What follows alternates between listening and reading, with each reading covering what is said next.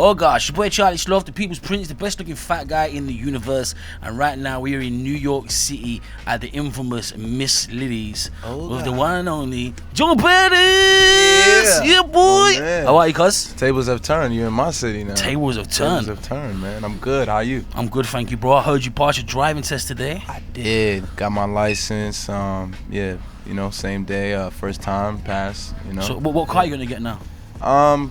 I've been thinking about getting the BMW, but I was like, you know what? This is New York City. It snows. I was gonna get the M4, the 2-door. Yeah. You know, but I'm like, it snows and whatnot, so I went with the G.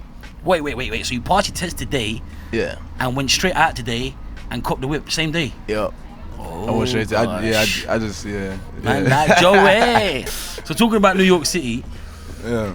how has growing up in New York influenced you as an artist? I think it's influenced me greatly. You know, sometimes like, you know, music. Most of the time when I make music, I like before I actually create, I like to go for walks.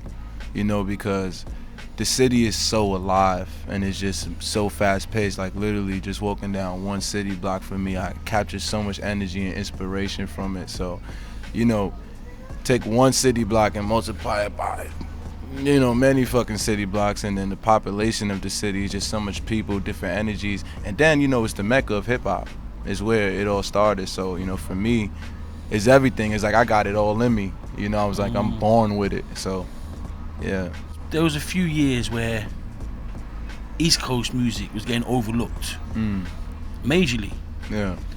And it's only really been the last 18 months that, you know, the shine has been put back on the East Coast, and you played a massive part of that. Yeah, for sure.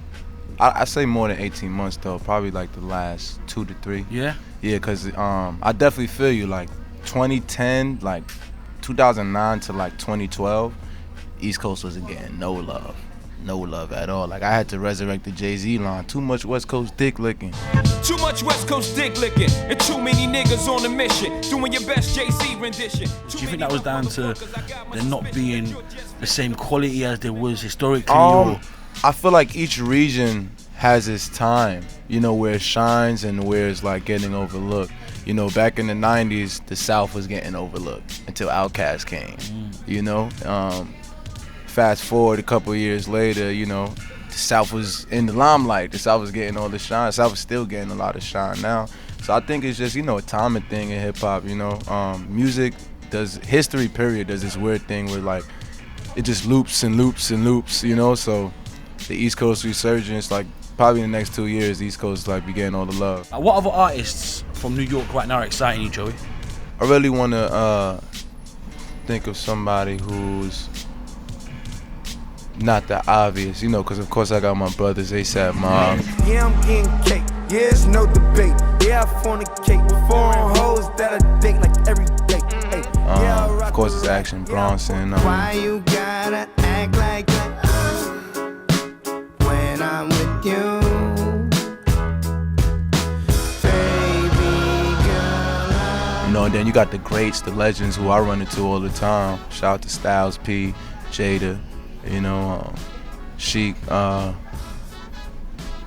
you know, and then there's always young guys coming out of the city. You know, New York is really hard because there's a lot of people trying to do the same thing, you know, so I can't really think about nobody right now.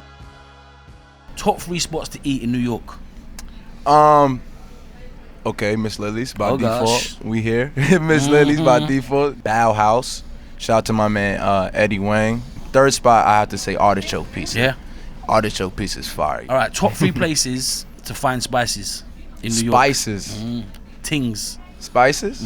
Oh, Tings. Tings. Well, you know, definitely the clubs. Definitely the food spots sometimes. The food spots? I mean, Miss Lily's, like, they have very beautiful things working here, like, you know, all the time. Food spots be popping. Hey, damn, that was a ting. Yo, That was a ting. Right grab there. her number, man. Please grab. Get that. Man sending these people to get the number, you know. Get that for me, bro. Oh, shit. Who's that? Somebody already know. Oh gosh, it's like that, Joey. It's like that. It's like that. Trust anyone to understand. Money's over pants, make up for the dance. Wanna leave a man for me standing in the stands. Goddamn, you can throw way back, man. It's just Let me see the hands. These other niggas devastate. Put your hands in the air right now, like that. The gang ain't never hands in the air. Let's go, let's Y'all go. rockin' with Joey Everybody put your hands up. One, right, two, Put your hands up. Let's go. Hey, two, one, two, three, go. Talk to me about that record. How'd that come about, bro? So like, you know, there was 3 things with that record, you know. One, you said it was unexpected. If anybody knows anything about me, I love giving like things that's unexpected. Like I feel like this record created a thing for me where it's like, you don't know what my next record gonna sound like now. You don't know. You can't call it, you know. And for like a long time, I feel like people was just like, they just expected me to sound a type of way. They just put me in this box, and I feel like this record really helped me finally be free. You know what I'm saying? Second thing is, I really wanted to give something to the general audiences that didn't conform my message, and you know, that was a little bit more simple and straight to the point and uplifting, you know what I'm saying? So I feel like it was perfect just the way it worked out, you know. Like I love the record. Make some motherfucking noise one time. Hands in the air. make some noise for Tyler King. Make some noise for Black China. One time for Joey Bada. Make some noise. One time for Tyler. I felt like in my career, No time for weak. before I dropped this record, you know, I just hit a ceiling. You know, it's like, you know, I've grown, but it's like, what's next? What's gonna push the envelope? What's going to, like, you know, because I don't just, like, yeah, I get it. You know, I'm that authentic, raw hip-hop artist, underground artist that everybody loves, but that's not just all I want to be. I want to be amongst the greatest of all time. You know what I'm saying? So I know that I need to make those type of records that expands to the masses. You know, like, there's a difference between making mainstream music and then just making bigger sounding music, you know, elevated music. And that's just really what I wanted to do. And based on the reactions, I feel like I've accomplished my task, you know. I mean, but it doesn't end now. You gotta keep going. Oh, keep Because moving. once you get that one, you gotta keep You gotta on make going. sure you got the second, the third, the fourth, the Yeah, fifth. yeah. So what's the plan? What's the plan from here on out? From now, you just dropped that record. It's going crazy. What's next? You see, there's a couple things that's next. You know, I'm gonna give the fans more music before anything, before I announce a new project or anything. I don't want to say I'm winging it. Like, I know where I'm going, but I kind of don't want to reveal it to the world yet, because then fans start holding you accountable to the things that you say. Like, you said on Charlie, you was like, you know what I'm saying? Like, a couple interviews. Like I did this interview like a couple months back, and I told the world that I was sitting on 80 unreleased tracks. You know, and when I told them that, my fans hit me up every day like, you got 80 unreleased tracks. Can you drop a song every day? Like, you know, so you kind of got to be secretive. It's just like, you know, stay tuned for what's next. Like I said, I like to hit people with the unexpected, so. All right, so we got some messages and questions for some of your fans. You put it out there on Twitter. Do you have any plans to collaborate with any grime artists? Yes, actually, me and Stormzy had a short conversation via Twitter Oh, gosh. last week.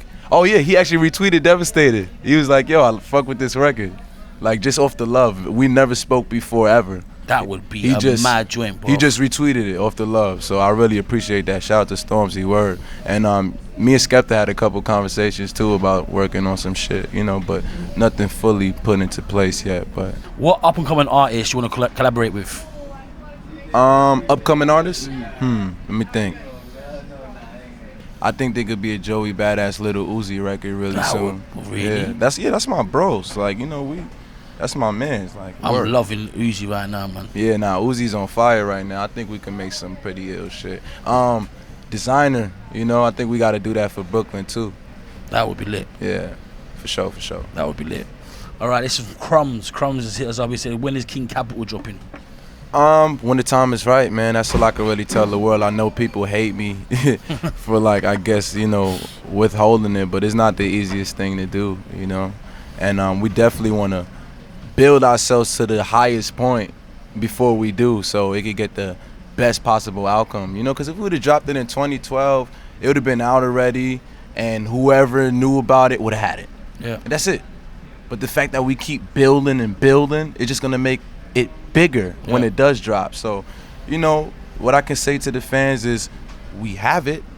I mean, it's not ready, it's not complete, but you know, it's there and it will come out one day. It's not like it's never gonna come out. Just, you know, wait. Just gotta wait. Be patient, man. Grow. Be patient, man. You can't rush greatness. Amen. You can't. So Tom especially said, when it's not your greatness, when it's Amen not to your work. that. You know, I've never had to put together a project for somebody else. So, you know, taking my time, man. I want to be perfect. I don't want to make no mistakes on my brother's work. It's sacred. I love that, bro. Yeah. I love that. Tom said, is there a new project on the way for 2016? Possibly. You know, I don't know yet. I don't know. I'm just making music. Just trying to break ceilings. He just drove around that. He's like, I'm not answering that question. He's got his life. You know, it's not like I got 120 tracks now. You know, it's like just wind them up, stir it a bit more. Joey, it's always good to see you, my bro. Likewise, Mad my love, bro. fam. Likewise, my brother, and I appreciate you all the time. Come on, fam, I got you. Man, yes, Joey Badass. To that. Yeah. Meow. Shout out to Miss Lily's. Miss Lily's, you know, that chicken curry on its way. Did you really order me one? Yeah, it's two. It's two. Like, yeah, for sure.